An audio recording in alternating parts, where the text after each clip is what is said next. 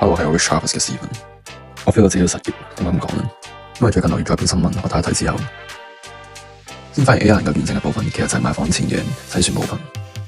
咁我都抱咗好奇嘅心態，成日當中咁嘅炫技，炫技的確好快，揾啲房都好準嘅，係合乎 expectation。但係然後跟住嘅交易部分，呢個 AI 係點樣 proceed 嘅呢？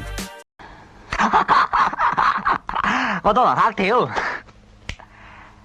然後得啖笑。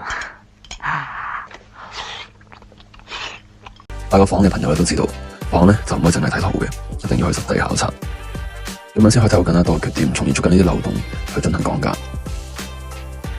或者 AI 真係可以第一步簡化咗我哋買房嘅過程，但係佢應該唔可以完全取得到人類。例如 AI 冇可能喺空氣聞到發毛嘅味道，又冇可能會睇到嗰頭地板上揚嘅問題，亦都沒有可能發現到洗手間漏水嘅情況。如果係 house 嘅話，更加冇可能會發現到地基嘅問題。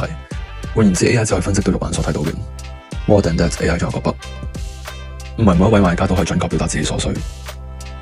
但一位好嘅 estate agent 就可以從有效溝通入邊，用自己嘅實戰經驗摸索到客戶嘅需求，從而幫佢哋揾到佢哋嘅 dream house。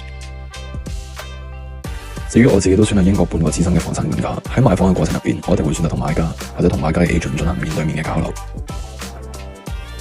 唔係真係睇住 AI search 出嚟嘅圖同埋數據。地產中介唔係賣房屋嘅本身，而係賣 customer service， 去人性化嘅聆聽，從而了解客戶嘅需求。呢個就係目前 AI 唔可以達到嘅高度，或者喺將來嘅某年某日 AI 進化咗啦，可能會取代咗房產經紀人。但係短期內都唔會發生。不過呢啲技術嘅革新，可能會對嗰啲冇跟上時代步伐嘅 agent 真係會產生成一個威脅。咁在座嘅你哋又會點樣睇呢件事呢？歡迎 comment 留低你哋嘅諗法，我哋下次再見，拜拜。